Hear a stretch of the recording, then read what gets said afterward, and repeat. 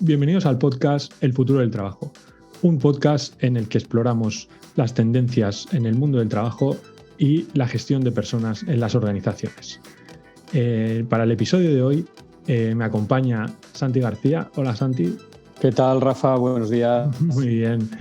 Y vamos a hablar de uno de los temas que creemos que ha cogido especial relevancia durante los últimos meses y yo diría casi año, que es el bienestar de los trabajadores en las organizaciones. Para hablar de la felicidad y el bienestar en el trabajo, hoy hemos invitado a Andrés Salas, que es profesor titular del Departamento de Dirección de Empresas de la Universidad de Valencia. Hola, Andrés, bienvenido. Hola, buenos días. Bueno, Andrés, como nos gusta empezar nuestro podcast, ¿cómo has llegado a dedicarte a esto del bienestar en el trabajo y de la felicidad en el trabajo? Bueno, pues mi perfil no es el más típico en la universidad porque sí que tengo una experiencia previa de unos 12 años en el sector privado. Trabajé muchos años en banca y, digamos, pasé por todas las fases que yo creo que se pasan en un puesto de trabajo. Primero entras con mucha ilusión, luego sientes un poco que se estanca la trayectoria y empiezas a buscar otras salidas. Y luego necesitas ya unas motivaciones más potentes para continuar en tu puesto de trabajo, aparte de que lo empiezas a conocer más a fondo, ¿no? Y ves que puedes tener épocas de mayor bienestar y otras en las que hay una serie de variables que pueden afectar a tu bienestar, ¿no? Entonces, en concreto, pues bueno, el sector del que venía era un sector bastante hostil, digamos, bastante... ¿Qué sector era? El sector bancario. Ah, vale. Bueno, y coincidiendo también que pues eso, llegué también a la posición de dirigir bastantes años distintas oficinas bancarias en plena inicio de la tormenta de la crisis de 2008, con lo cual era un entorno complicado en el que yo era feliz en el trabajo. También, pues eso, hasta cierto momento. Entonces, ahí, en esos entornos tan complicados de incertidumbre y sobre todo director de oficina bancaria, que es un mando en el que estás un poco, a veces en terminología inglesa le dicen sandwiched, que estás presionado por los directivos que tienes arriba y también por los clientes que tienen sus demandas y sus necesidades, por los empleados que diriges. Es una posición compleja, digamos. Entonces, gestionar eso vi que podría ser interesante y a partir de ahí hice mi tesis doctoral sobre felicidad en el trabajo y fui profundizando más hasta que, sentí que me llenaba mucho también la parte académica y docente donde poder aportar mi experiencia y acabé así en la universidad. Muy bien. Y Andrés, se oye hablar mucho de la felicidad en el trabajo, pero tú que has investigado y que has profundizado un poco más en el tema, ¿de qué hablamos cuando hablamos de felicidad en el trabajo desde esta perspectiva más académica? Bueno, primero hay que aclarar el concepto de felicidad, que está suficientemente aclarado en la investigación. No haré yo un repaso ahora de dónde viene, ¿no? Pero siempre los artículos empiezan a hablar de qué entendía Aristóteles por felicidad, los conceptos de hedonia y eudaimonia. Al final, hay que tener claro que es un concepto no solo académico, sino real, y que mucha gente puede hablar de la felicidad de una forma abstracta o como algo que a muchos les puede sonar como algo irreal, ¿no? Que realmente feliz en el trabajo no se puede ser nunca.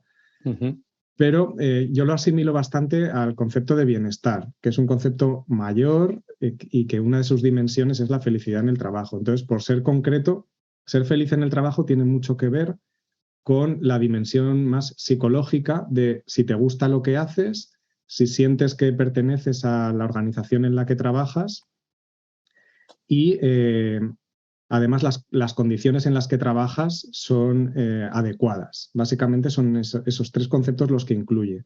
De ahí hablaríamos de felicidad en el trabajo. Es una forma de tenerlo objetivizado, poderlo medir y poder aplicar esa forma de medirlo a las empresas, ¿no? Y de esa forma podemos saber el nivel de felicidad de los empleados, incluso uno mismo puede autoevaluarse. No tiene tanto que ver con, en general, la felicidad en la vida, que sería otro concepto más general y que se sale del ámbito del management. Pero sí que es interesante saber que existe forma de medir con cuestionarios cómo de feliz es uno en el trabajo, y eso a las empresas les puede ser muy útil para la gestión del talento, ¿no? Para saber un poco el termómetro de cómo están mis empleados, y es un indicador más. También hay que saber que tiene sus limitaciones y que toda medición cuantitativa pues, está sujeta a posibles sesgos y a lo mejor lo que mides un día no es exactamente igual lo que en otro momento del día o en otra. Cada uno tiene su influencia y su momento vital, ¿no? Pero es un indicador más que sí que se ha demostrado que aporta información relevante y significativa, que luego se puede complementar de otras maneras, ¿no? Oye, Andrés, una cosa, ¿y qué es lo que se sabe respecto al impacto, ¿no?, que esta felicidad o este bienestar tiene sobre el funcionamiento de las organizaciones, de las empresas, más concretamente? Sí, esa pregunta yo creo que es fundamental. Ahora mismo está más que demostrado, y no hay una gran tradición en esto, en que fomentar esas 3 dimensiones de la felicidad en el trabajo tiene un impacto muy positivo en las empresas y en las personas. Se habla del modelo de ganancias mutuas, que hay un referente, que es David Guest, que lo planteó de forma teórica, y luego algunos estudios han ido después confirmándolo. Entonces, se puede hacer compatible que se gestionen las personas de manera que las personas sean más felices en el trabajo y además tengan mejores resultados en el puesto de trabajo, que su rendimiento mejore. Eso es el que comentaba, el principio de compatibilidad.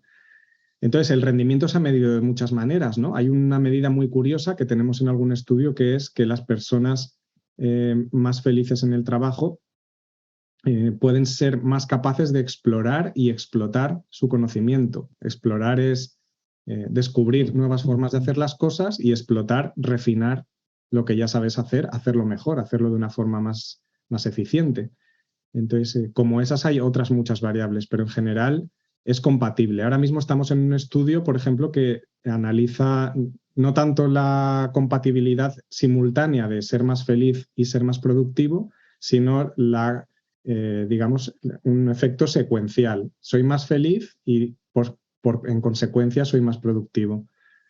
Todo depende un poco del planteamiento que se haga del modelo, del sector, pero es importante saber que eso es compatible, y que la cultura de otros tiempos de sacrificar la salud de los empleados a costa de que sean más productivos se ha demostrado que no es buena ni para las personas ni tampoco para las organizaciones, que al final es rendimiento para hoy, pero pérdida de talento para mañana.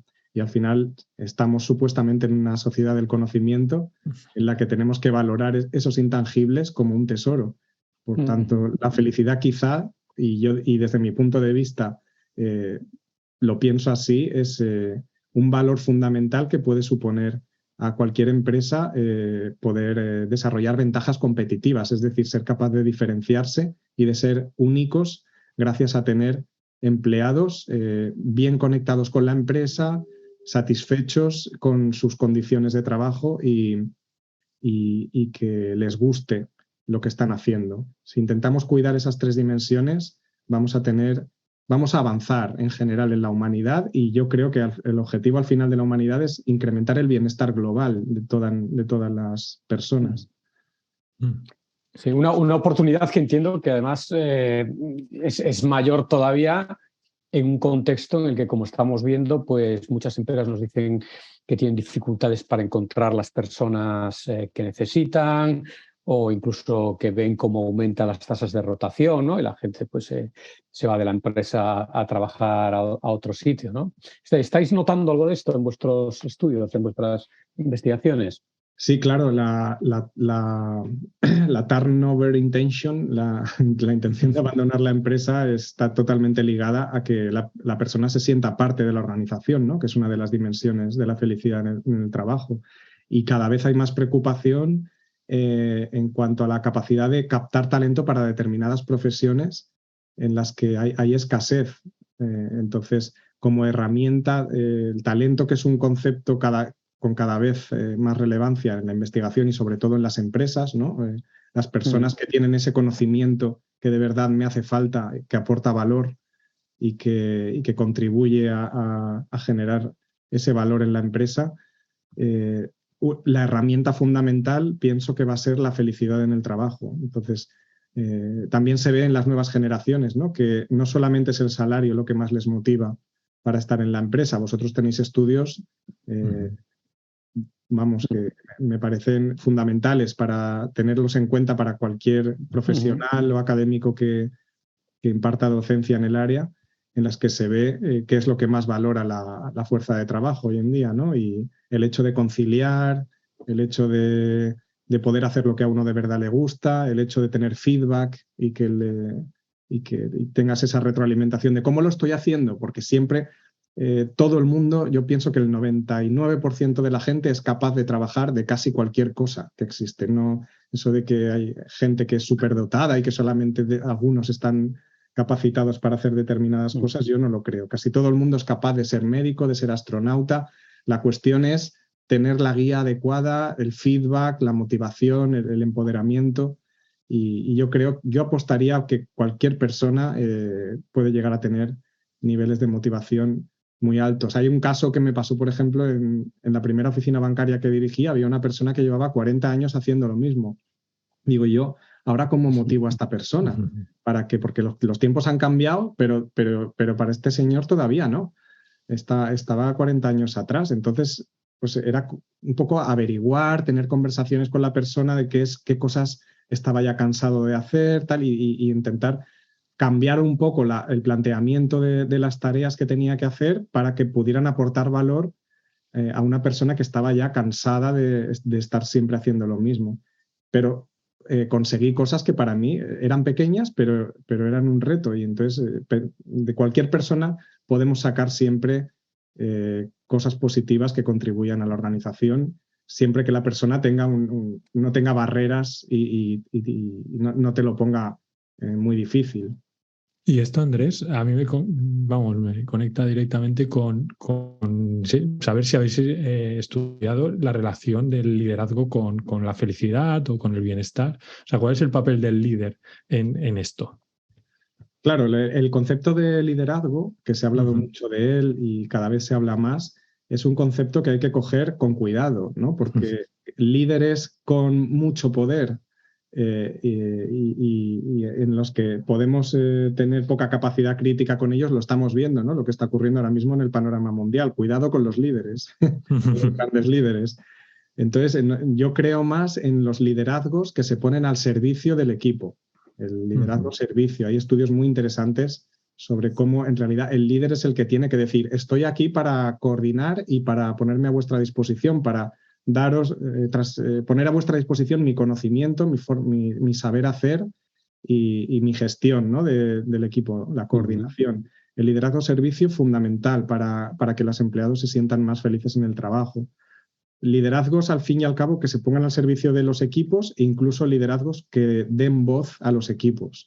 Ahora mismo estamos en un estudio de la importancia que tiene el fomento de la promotive voice, que se llama, que es que los empleados, por su propia iniciativa, decidan aportar ideas a la empresa. Y eso, ¿qué tipo de liderazgo es el que lo promueve? Entonces, se trata de liderazgos que no castiguen los errores, sino que expliquen cómo se hacen las cosas con el conocimiento que tiene el líder, liderazgos que fomenten la participación, incluso en algunos sectores en los que los empleados están muy, muy, muy cualificados y tienen un grado de autonomía alto, se habla del liderazgo compartido, que eso sí que fomenta claramente que los empleados sean más felices en el puesto de trabajo, que las decisiones se tomen conjuntamente y que incluso el papel de líder pueda ser rotativo. Y eso es bastante sano para evitar liderazgos que al final pueden acabar en estilos autocráticos y que, bueno, que al final dependes de una persona que en sus circunstancias pues, puede ir cambiando y la acumulación de poder, pues eso es muchas veces peligrosa. Se trata al final de eso, de líderes un poco más humanos y liderazgos que estén focalizados a la persona, a considerar que está gestionando personas. Que no abusen de su poder y que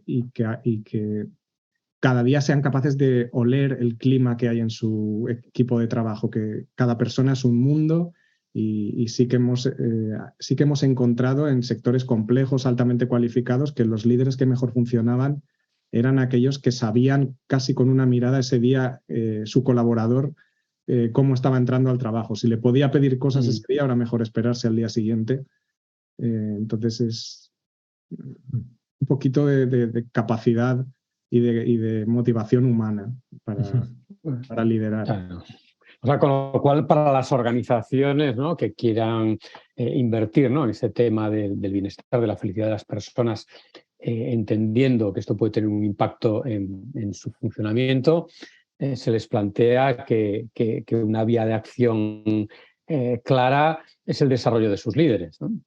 Es el qué hago con mis managers, qué hago con personas que a lo mejor deberían de desarrollar, ¿no?, este tipo de comportamientos que comentabas tú antes, pero que al final, por el día a día, pues el tipo de cosas que hacen o la manera en la que se comportan, pues no acaba de encajar 100%, ¿no?, con estos patrones que tú definías. ¿Alguna Claro. recomendación para estas empresas? Bueno, al final, iba a decirlo antes, que era una idea que sí se me había quedado, que al final uno se va de la empresa muchas veces, no sé si el 90%, vosotros igual lo tenéis más estudiado, pero estoy convencido de que un porcentaje muy alto se va por el jefe que tiene, por cómo le está gestionando, más que por la empresa, por el sector, incluso más que por las condiciones salariales o por otro tipo de razones.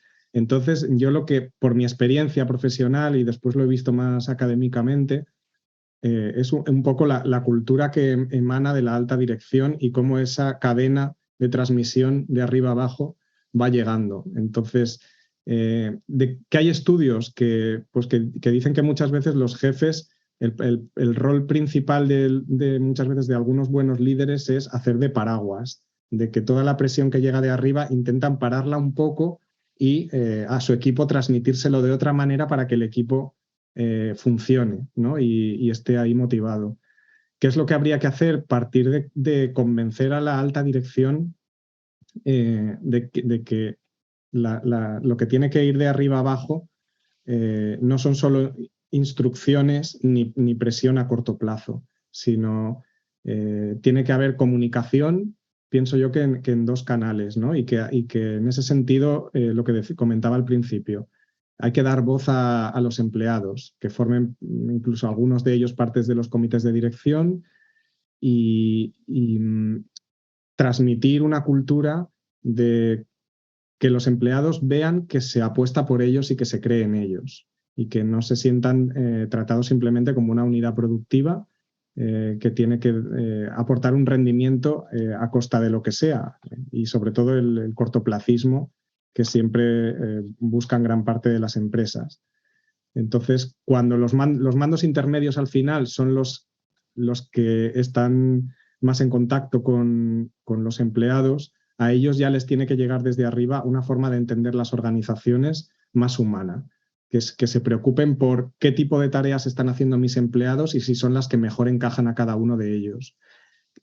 Hay grandes multinacionales que están poniendo en marcha sistemas de medir casi de forma constante el grado de engagement con los empleados, ¿no? Entonces, que los directivos, mandos intermedios y la alta dirección se preocupen de preguntar a sus empleados cómo te has visto hasta ahora y qué te hubiera gustado hacer que no has podido hacer, cómo te encuentras ahora en la empresa, dime cosas que te aporten algo y cosas que piensas que no están contribuyendo a tu desarrollo profesional o dificultan tu trabajo, qué necesidades formativas tienes y luego, de cara al futuro, dónde te gustaría verte en esta empresa. Es una forma de medir ese engagement.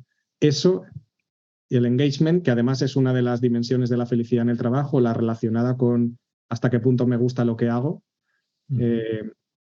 Y las otras dimensiones, yo creo que ese termómetro, esa escala de felicidad en el trabajo, si la tuvieran en cuenta la alta dirección y toda la cadena de mando que viene después, cambiaría la forma en que se gestionan a las personas y cambiaría la forma en cómo se sienten las personas en las organizaciones. No, esto que has contado, Andrés, me parece muy, muy interesante y me lleva a la reflexión de de la mirada a la sostenibilidad de la organización, ¿no? De la que se está hablando ahora un poco más, ¿no? De que las organizaciones empiecen a mirar un poco más a largo plazo, etcétera. No sé, ya es por curiosidad, no sé si conoces algún estudio que haya mirado de manera longitudinal el impacto de este bienestar, de organizaciones qué rendimientos han tenido a más largo plazo.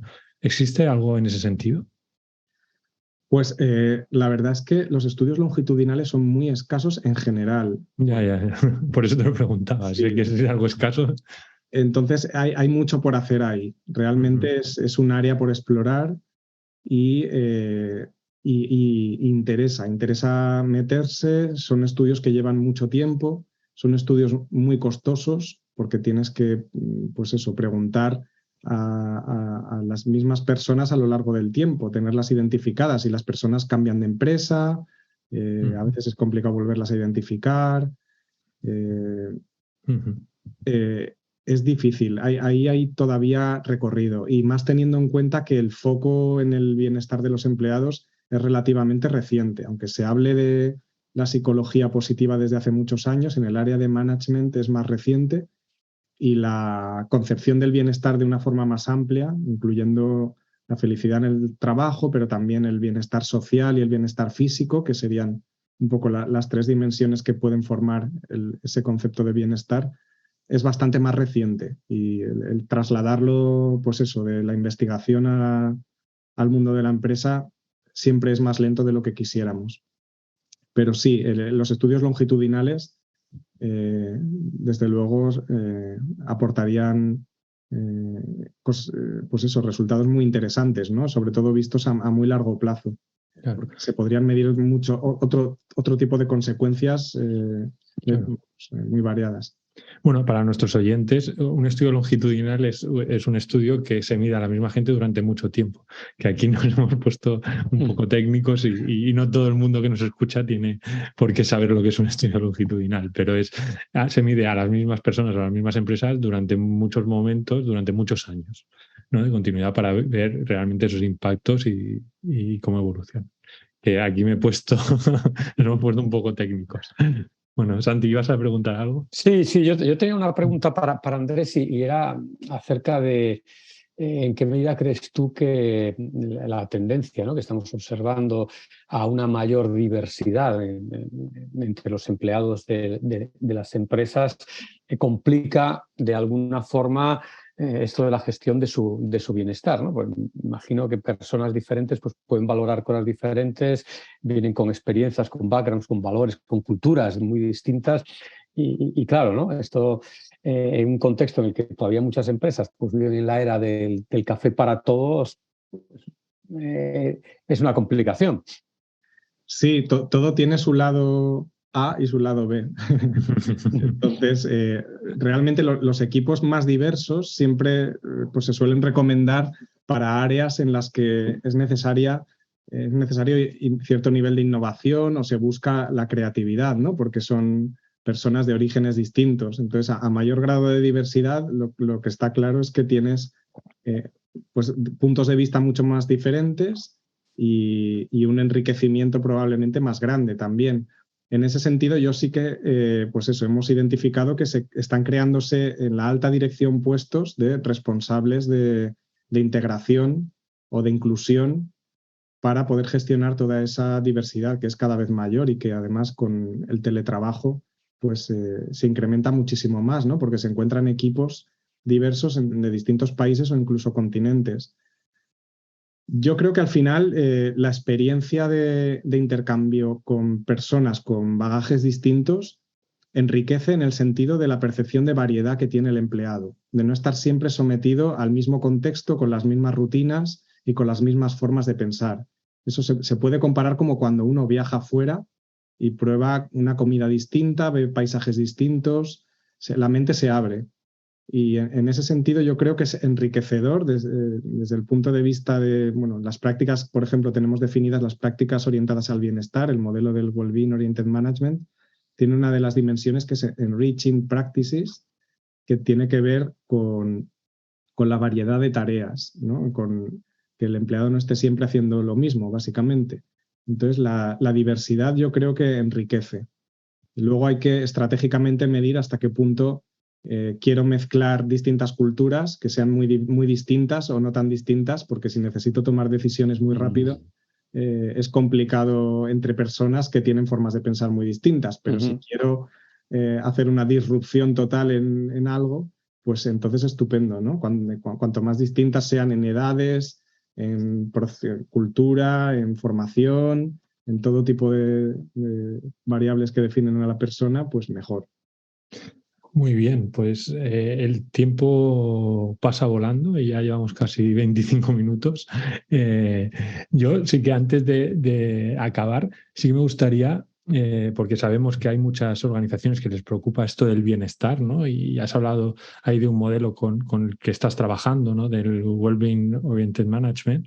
¿Qué recomendaciones le darías a las empresas que quieren empezar a trabajar sobre este bienestar de sus trabajadores y qué deberían tener en cuenta, ¿no? Desde este enfoque más académico? Bueno, cogiendo ese enfoque como punto de partida, sí que al final la ciencia, la parte académica suena un poco lejana del mundo real, pero cuando hablamos de estudios empíricos estamos hablando de variables medibles, o sea, estamos hablando de que hemos trasladado a números la observación de determinadas variables. Entonces es fácil identificar qué es lo que tengo que hacer. Entonces, cuando hablamos de prácticas de recursos humanos orientadas al bienestar, hablamos de enriquecimiento, refuerzo, mejorar la conexión y empoderar. ¿Y qué es eso? Pues, por ejemplo, enriquecer el puesto de trabajo es lo que comentaba antes, que haya cierta variedad en el tipo de tareas que hace el empleado o que cada cierto tiempo el empleado pueda rotar a otros puestos de trabajo. O que el empleado entienda bien el sentido que tiene su tarea y qué es lo que aporta a la empresa e incluso qué impacto social tiene eso. O enriquecer el puesto de trabajo también es poner de verdad medidas que faciliten la conciliación de la vida personal y laboral. No solamente ponerlo a modo de eslogan de esta empresa lo fomenta, sino que además el directivo de primera línea se lo crea y lo ofrezca a sus empleados, porque eso es uno de los aspectos que al final inciden en el bienestar de los empleados y a su vez en la productividad. Vamos, como ejemplo en eso, sí. Por ejemplo, hay teletrabajo, que el primero que teletrabajen sean los directivos y los managers, ¿no? No sean Claro. Los primeros que van a la oficina, diríamos. Exacto, sí. Y además, exacto, dar ejemplo, ¿no? Del uso de esas prácticas. Luego la segunda dimensión es la de refuerzo, que tiene que ver con dar una formación que me permita que el empleado esté, pues eso, que su ajuste con el tipo de tarea que hace sea el adecuado. Entonces el empleado tiene que realizar menos esfuerzo y se desgasta menos cuando tiene la formación adecuada, cuando hay tolerancia a equivocarse. Una cosa es equivocarse alguna vez, que todos nos equivocamos, empezando por la alta dirección, y los errores de la alta dirección además hay que mirarlos con más cuidado, ¿no? Por su impacto, pero hay que dar cierta tolerancia a que uno se puede equivocar, hay que reconocer el trabajo bien hecho. Esos serían algunos ejemplos del refuerzo.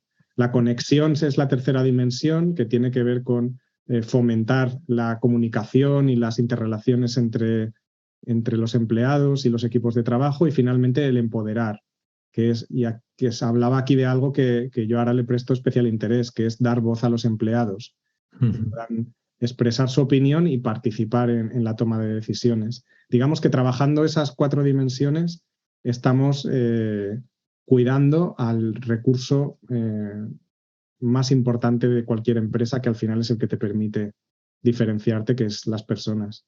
No puedo evitar, después de escucharte, ¿no? Porque cuando hablamos con algunas compañías, ¿no? Sobre sus programas de bienestar, etcétera, todo está como muy orientado, pues, a hacer mindfulness, a hacer ejercicio físico, y no nos has hablado de nada de eso. Entonces, no sé, esto me lleva a la reflexión de que puede ser que todo esto sea bueno en su dimensión física, por supuesto, pero que quizá para el bienestar del empleado hay otras cosas más importantes, ¿no? Que estas cosas igual más secundarias o menos relacionadas directamente con el trabajo. ¿Cómo lo ves? Claro, el bienestar tiene un componente psicológico, ¿no? Que tiene que ver con la felicidad en el trabajo, un componente social que tiene que ver con la calidad de las relaciones, y un componente físico que suele medirse con la fatiga. Entonces, puede ser un complemento a la parte física del bienestar, pero imaginemos un puesto de trabajo, hoy en día director de oficina bancaria, por ejemplo, te pones a hacer mindfulness a la salida de tu jornada de trabajo, ¿no? Pero tu jornada ha sido, pues bueno, como estar en las trincheras.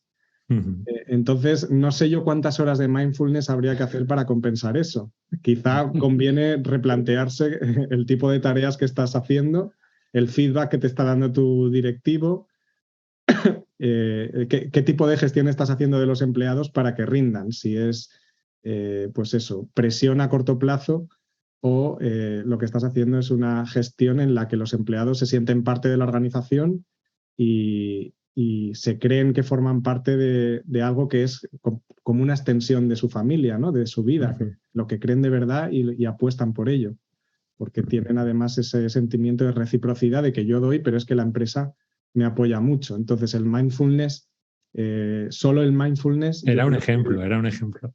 Mindfulness, poner fruta, tal, esto que se conoce mucho de las tecnológicas tipo Google y tal. Tenemos gimnasio, tenemos fruta fresca y una música ambiental muy buena, pero ¿cómo tienes diseñadas las tareas y aquí la gente cómo se siente? No solamente es un complemento más que perfectamente ayuda, pero sí que es un error para las empresas que solamente se focalizan en esa parte del bienestar. Pues muy bien, Andrés. Yo creo que podríamos estar aquí horas hablando de todo esto, pero el tiempo pasa volando. Y nada, darte muchísimas gracias por este tiempo y por haberte pasado por nuestros micros en este episodio del podcast. Y no sé, Santi, si quieres concluir. Simplemente agradecerte el tiempo que nos has dedicado en esta entrevista. Y la verdad es que me parece un tema apasionante y además un tema de actualidad, ¿no? Por lo que comentábamos antes que estamos viendo en el mercado de trabajo. Así que nada, muchísimas gracias, Andrés. Un placer haberte tenido con nosotros. Pues gracias a vosotros, es un privilegio poder estar con el Future for Work Institute hablando de estos temas tan actuales, siempre con temas pues eso, que están ahí, que son además la tendencia futura en la gestión de los recursos humanos. Encantado y gracias. Pues nada, nos vemos a la próxima. Hasta luego, Andrés. Hasta luego. Gracias. Gracias.